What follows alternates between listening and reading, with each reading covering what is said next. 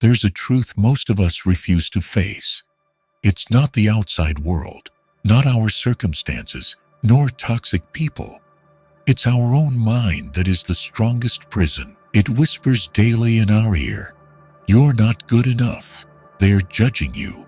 Don't try, you'll only fail." And the most terrifying part, we believe it. We wake up each morning carrying an unkeyed anxiety, reacting on autopilot, dragged around by emotion like puppets on strings. We try to control our work, our finances, our relationships, yet we let our minds drift like leaves caught in a flood of feeling. And then we wonder, why are we always exhausted, always lost? Today, we won't talk theory. We'll dissect reality. We'll confront what's been controlling us.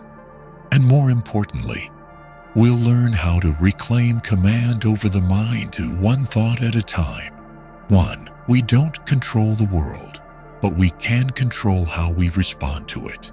One of the greatest misconceptions in modern life is believing we can control the world around us. We expect others to treat us kindly, that everything will go according to plan, that the weather will be pleasant, traffic smooth, lovers faithful, and colleagues reasonable. But reality doesn't operate by anyone's wishes. The world moves by its own law, ever-changing, unpredictable, and utterly indifferent to our emotions. By trying to control what cannot be controlled, we drag ourselves into a cycle of anxiety, frustration, and disappointment. The tighter we cling to what lies beyond our reach, the more powerless we feel when things refuse to bend to our will.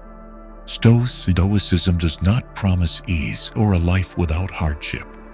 Instead, it teaches one foundational principle: distinguish clearly between what is within your control and what is not. According to the Stoics, we only truly govern three things: our thoughts, our emotions, and our actions. Everything else, the weather, others' opinions, the outcomes of our efforts, external events, lies beyond our direct influence. And once this is understood, it fundamentally changes how we live. Rather than becoming angry when insulted, we learn to observe our reaction and choose not to let the words shape our mood. Rather than worrying about the outcome of a project, we focus on the processes, on our preparation, attitude, and effort. When criticized, we don't lash out, but pause to assess whether the feedback holds truth. If it does, we learn. If it doesn't, we let it pass like the wind. In all situations, the Stoic chooses mindful response over emotional reaction. This is where inner freedom begins. The difference between an ordinary person and one living by Stoic principles lies not in their circumstances, but in their response to those circumstances. Faced with job loss, rejection, or unexpected misfortune, the unaware blame, collapse, or complain. The Stoic, by contrast, accepts reality, evaluates what can be done next, and acts with calm resolve. They don't suppress emotions, but they refuse to be ruled by them. Instead of drowning in sorrow, they use adversity as a forge for the mind and a training ground for inner strength. When we realize we cannot control others, we stop being wounded by their behavior. When we accept that the weather or the markets are beyond our reach, we stop wasting energy on complaints. When we recognize that the future is yet to come and the past is already gone, we return to the present moment, the only place where action is possible. And in that place, the mind grows stronger, because in every difficulty, there exists a space, a brief pause between what happens and how we respond. The Stoic trains daily to master that pause. That's where reason replaces impulse.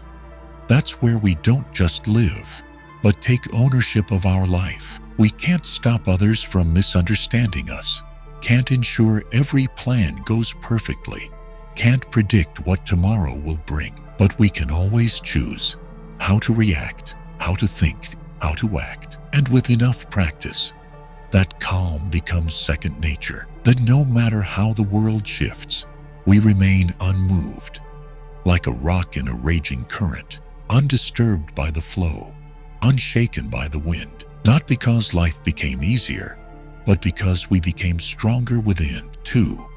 Inner freedom begins the moment we stop caring about how others see us. Humans are social creatures, and with that comes a natural craving for approval. From early childhood, we learn to modify our behavior to earn praise, affection, and avoid rejection. But as we grow older, unless we're mindful, we carry that same habit into adulthood, a way of living that depends on the gaze of others to define who we are. We start dressing to fit trends, speaking to please the crowd, choosing careers, friends, even lovers, not based on our truth, but on society's expectations. Gradually, we lose our inner voice, and when we let others define our worth, we give them the power to wound us. Stoicism sees the root of this anxiety. The philosophy doesn't deny the role of society, but it reminds us, if we live to please everyone, we'll never live truthfully. Every person carries their own values,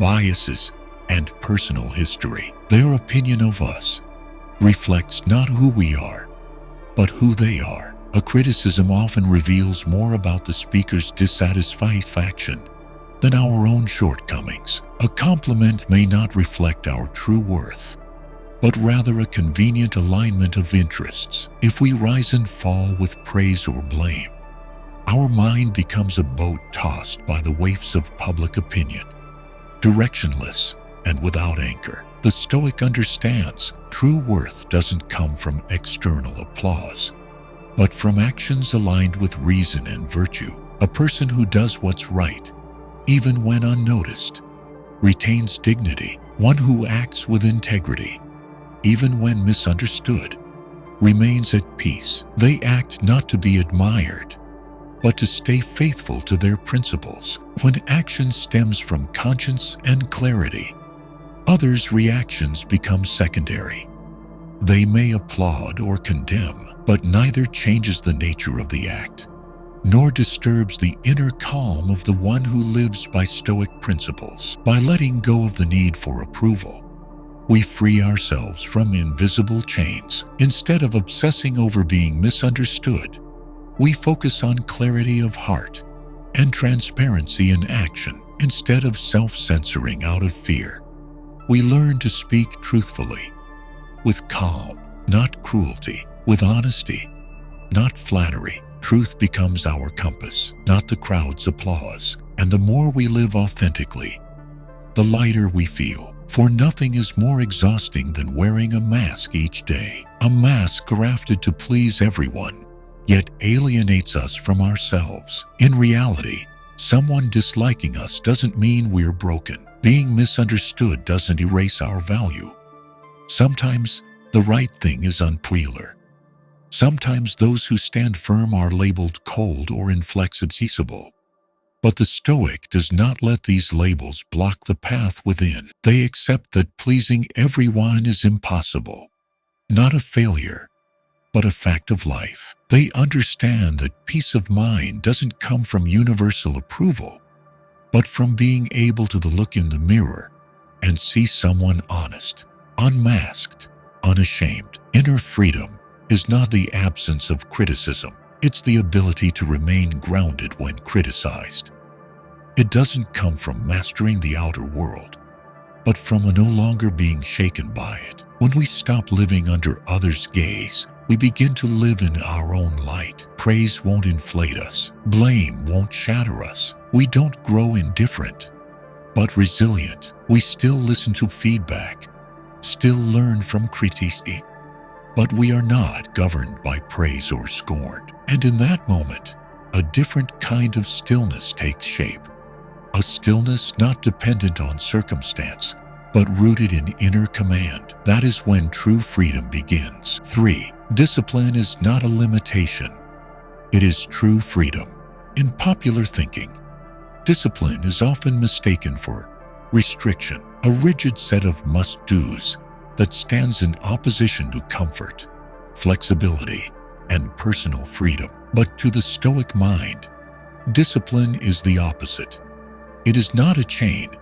It is the key that unlocks the door to real freedom. For without discipline, we lose mastery over ourselves. We become slaves to emotion, impulse, procrastination, and fleeting desire. What appears to be freedom on the surface is merely a disguise for deep dependence on unchecked urges. Freedom isn't doing whatever we feel like.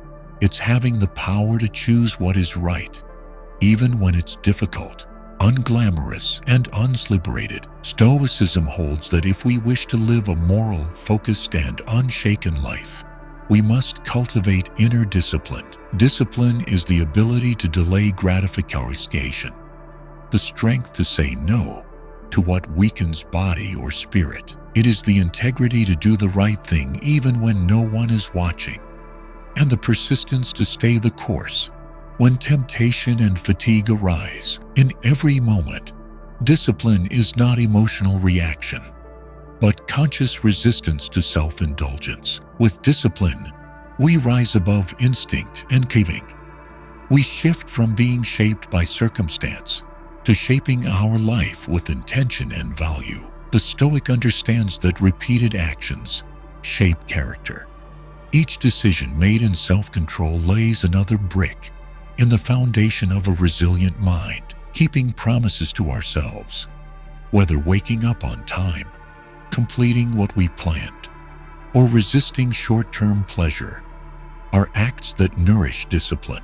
These may not deliver instant success, but they build a life of direction and substance. Discipline teaches us to respect ourselves, not with words, but through consistent action. And that consistency becomes the deepest measure of personal dignity. In Stoic thought, discipline is not only a personal virtue, but a social force. A disciplined individual is not easily swept up by collective chaos, nor misled by the crowd. They remain anchored while society shifts, ethical when temptation surrounds them. In this way, discipline does not isolate a person from the world. It allows them to stay honest and upright, even as the world forgets what those words mean. A disciplined person becomes a source of strength, a steady presence for their family, their team, their community. The self-mastery of one can ripple outward, not by preaching, but simply by living with unfearing clarity. Of course, cultivating discipline is not easy. It demands endurance, persistence, and a willingness to embrace discomfort. But Stoicism never promised ease. On the contrary, it urges us toward the harder path, not for its own sake, but because growth lies on the other side of difficulty. Those who lack discipline are carried by moods, events, and others' behavior. They react, but do not choose. The disciplined, on the other hand, can face delay, failure, or pressure without losing direction. They live with inner order, and that order produces lasting freedom. Thus, in Stoic philosophy, discipline is not an external constraint, but an internal liberation. When we are no longer slaves to desire, when we are not ruled by fleeting emotions, when we can hold to our chosen principles, we are no longer pulled by the world outside. In that moment, freedom is no longer an abstract idea, but a lived reality where we are not led by circumstance, but become the ones who lead our own life. 4. Emotions are not the enemy, but they should never steer the ship.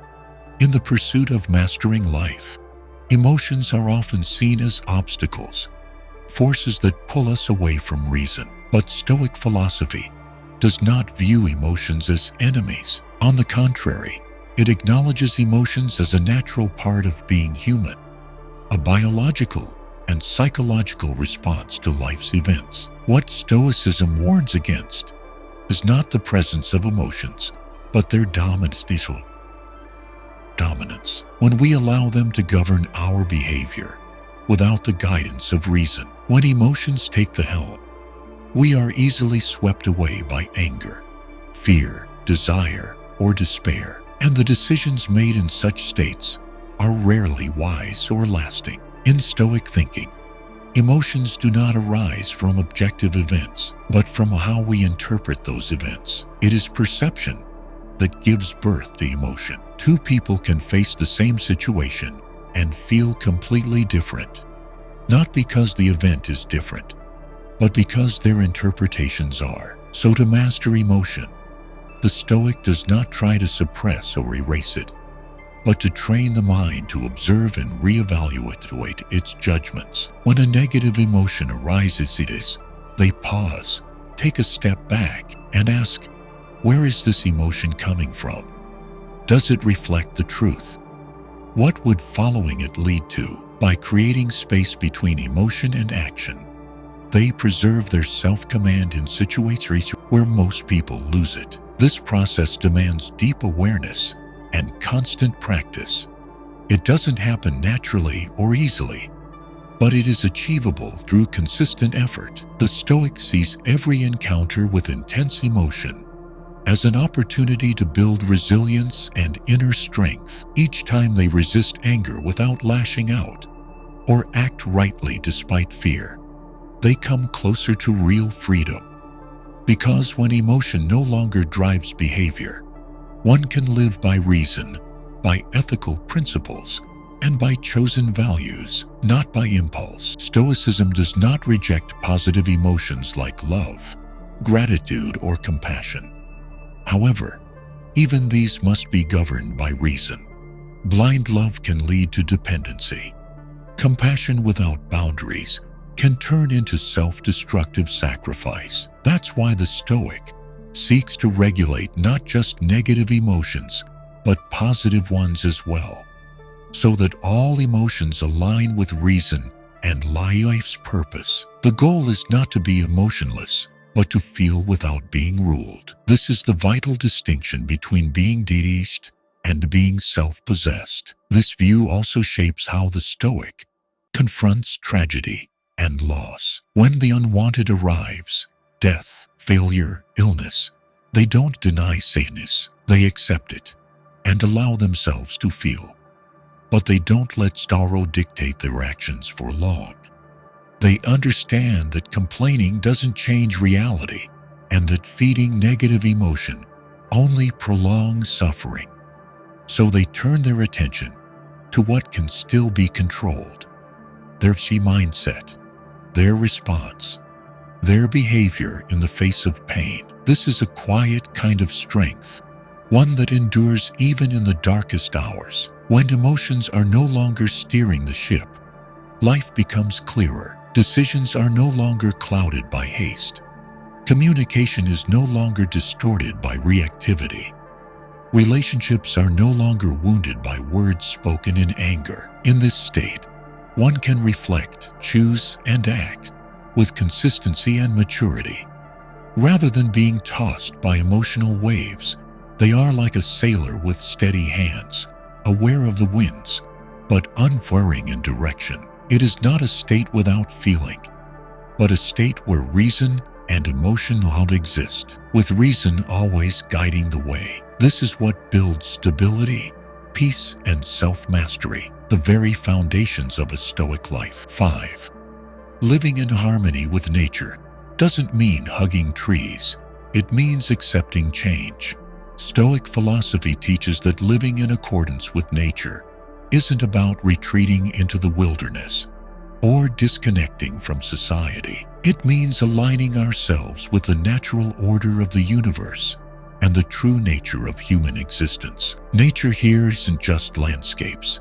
It is the entire current of life, birth and death, rise and fall, success and failure, joy and uncertainty, the things we love and the things beyond our control. The Stoic sees every event as following its own law, and as part of the universe, we are meant to understand and accept that law, not resist it. The world is in constant motion and transformation. Nothing remains in its original form forever. Health changes, relationships shift, opportunities appear and disappear, emotions rise and fall. And what seemed certain yesterday may feel meaningless tomorrow. Change isn't the exception, it's the rule. When we expect life to stay the same, we are resisting reality. And when reality defies our expectations, that resistance turns into suffering. The Stoic knows it's not events themselves that cause pain, but our irrational demand that the world conform to our desires. To live in accordance with nature is to prepare ourselves for life's highs and lows, instead of wishing for smooth sailing. Rather than running from change, Stoics train their capacity to adapt. When one door closes, they don't panic. They see it as a natural phase in a larger cycle. When loss strikes, they don't deny grief, but neither do they drown in despair, because they understand that everything comes and goes in accordance with nature. And so they are not paralyzed by change. They use it as a forge to build resilience and wisdom. In Stoicism, accepting change is not a passive surrender. It is an active choice to live with clarity. Stoics draw a firm line between what they can control and what they cannot. They give their full effort within their domain, but when outcomes slip beyond their grasp, they don't rage or grow bitter. They accept with composure. This acceptance is not weakness. It is a mark of deep wisdom. They don't demand the world bend to their will. Instead, they adjust their inner world to flow with the nature of things. This mindset also shapes how Stoics view themselves and their limitations. They don't try to be someone else or chase meaningless comparisons. They accept their unique nature, strengths and weaknesses alike, and grow from that real foundation. They don't impose unreachable ideals, but aim to become a little better each day, not to outdo others, but to improve the self. They live in alignment with human nature, guided by reason, and accept that some things will always lie outside reason, and that's okay. Harmony with nature also means recognizing death as part of life. Stoics reflect often on mortality, not to grow morbid, but to awaken gratitude and clarity. They know no one escapes the end, so they choose to live each moment fully, act now rather than delay, love while they still can, and remain humble in the face of fleeting success. To them, death is not the enemy, but a reminder that everything changes, and nothing is worth wasting in regret or resentment. When we live in harmony with nature, we are no longer shaken by every external shift. We stop trying to box life into an ideal mold and let the mind flow with what is real. We walk through life's upheavals without losing our way. We move with change and still hold steady inside. And in that very acceptance, we discover a quiet kind of freedom, not from life going our way, but from needing it to. 6. Focus on the present, the only place where real change is possible. In Stoic thought, the present moment is the only foothold a person truly owns and can influence. The past has already happened and cannot be changed, and the future has yet to arrive and cannot be predicted. No matter how much we think, worry, or reflect, we cannot alter what is gone or control what has not yet come. Yet most of the time, our minds drift between those two extremes. We obsess over what we should have done differently or fear what might go wrong tomorrow. As a result, we lose awareness of the now, the only moment where action can occur and reality can be shaped. The Stoic understands that a mind fragmented by past and the future is a mind that cannot be steady or self-possessed. To act effectively and live with purpose, one must learn to return to the present, observe what is happening, and choose how to respond. Living in the present does not mean ignoring consequences or living recklessly. It means giving full attention to what is unfolding right now, the task at hand, the conversation in progress, the choice in front of us. This is how we reduce mistakes born of distraction and cultivate clarity and composure in every decision. Focusing on the present also frees us from wasting energy on what lies beyond our control. Every time the mind returns to the past to dwell in regret or blame, it spends energy on a moment that cannot be changed. Every time it leaps into the future to predict or fear, it invests in a reality that may never come. Meanwhile, when attention is fully rooted in the now, we can see what is truly within our grasp, optimizing our actions and creating meaningful impact. The Stoic sees this as essential to deliberate living. Only by being present can we apply reason to guide emotion, choose our responses, and build a life that aligns with our values. This idea also reveals itself in how Stoics approach even the simplest tasks of daily life. They do not dismiss any action as trivial. When writing a letter, they give it full attention. When in conversation, they truly listen. When eating, they savor each bite. They don't multitask or tune out just because a task seems ordinary. They understand that the quality of life is built from the quality of each moment, and that this practice of presence prepares them to face life's greater trials with the same groundedness. The ability to focus on the present is also a remedy for anxiety, an emotion born from the urge to control the future. When Stoics feel anxious about something that hasn't happened, they return immediately to concrete action in the now. Instead of letting worry take over, they turn it into a question. What can I do right now? Recentering the mind in the present becomes a discipline that helps them remain steady amid uncertainty and maintain their capacity to act. It allows them to live free from vague emotions and untouched by paralyzing doubt. Stoic philosophy does not ask us to withdraw from life or detach from time. It does not deny the value of memory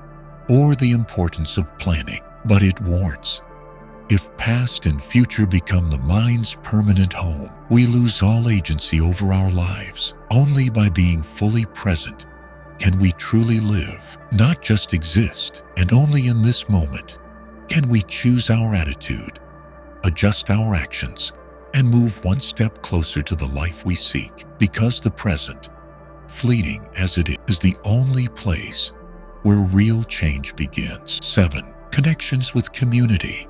Because the journey of growth is not meant to be walked alone. Though Stoic philosophy emphasizes inner discipline and personal development, it does not promote isolation or detachment from society. On the contrary, ancient Stoic thinkers consistently affirmed that we are inherently social beings with duties and roles within the collective. Sustainable personal growth cannot be separated from the environment in which one lives and interacts. Living rationally, acting ethically, and maintaining self-control are not merely personal achievements, but contributions to a more just and harmonious society. The Stoic does not seek enlightenment in solitude, but lives with purpose among others, like a diligent laborer in the service of research. Connection with community does not mean surrendering to the crowd's judgment or letting others dictate how to live. It means understanding that we do not exist in isolation from those around us. Every action, no matter how small, leaves a trace in the shared space. One person living with integrity can inspire trust in others. One calm presence in chaos can help spread that calm. Conversely, a person who loses control can amplify collective unrest. This is why responsibility to community is a core part of the Stoic path. It shows in how one relates to others, approaches work, handles conflict, and listens with intention. Stoicism teaches that each person is a cell within the larger body of society, and when one part malfunctions, the whole is affected. So a Stoic doesn't only focus on correcting the self, but actively works to shape their environment through kindness, consistency, and justice. They don't preach or condemn. They lead by example, They don't force their values on others, but hold to their principles in how they relate, offering help when needed, yet knowing when to withdraw to protect inner peace. This is the balance of reason and compassion, of independence and connection. A Stoic also understands that lasting personal growth requires continuous interaction and learning from others. No one can see their own blind spots without mirrors held up by the community. No one develops patience without being tested. No one learns calm without being shaken. Social friction is not to be avoided, but embraced as a space to practice virtues like generosity, humility, and understanding. A Stoic does not fear being misunderstood, nor shy away from critique.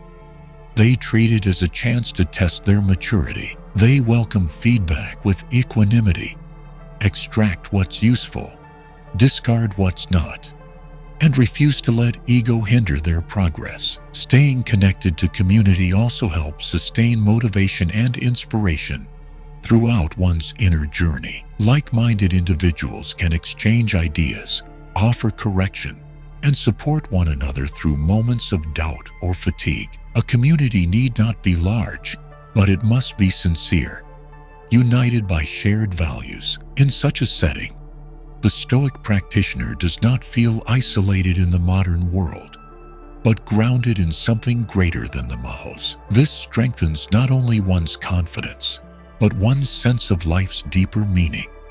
Once the Stoic understands the role of community in personal cultivation, solitude and retreat no longer seem like the sole paths to inner peace. Instead, they engage with society fully, show up with awareness, express gratitude for others, and let their actions ripple outward. They do not wait for a perfect world to act rightly.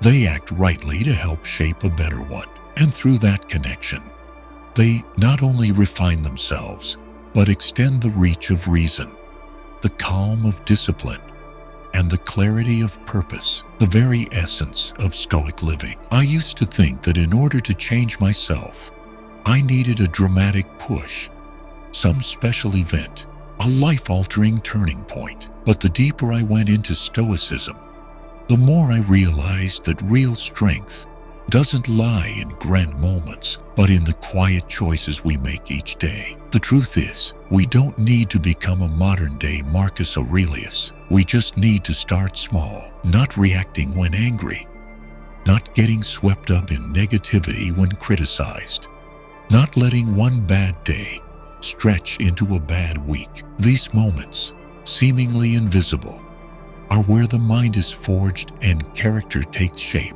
I came to see that most of the insecurity I carried didn't come from my circumstances, but from how I responded to them.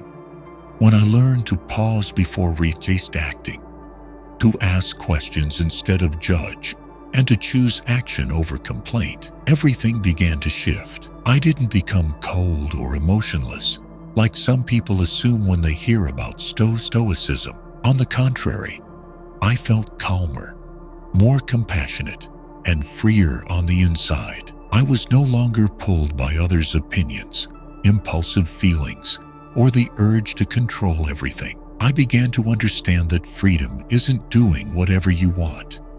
It's doing what's right, even when you don't feel like it. And that only becomes possible through discipline, reason, and presence in the smallest of the daily actions. For me, practicing Stoicism isn't a short-term spiritual project.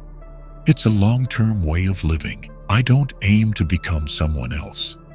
I just hope to gain a little more self-mastery each day. Sometimes I fail. There are still moments when I lose my temper, still times when I react instinctively. But instead of self-blame, I see those moments as tests, opportunities to keep training. And I know that as long as I don't give up, every return to awareness is a real step forward. It doesn't have to be fast, only steady. That's how I live.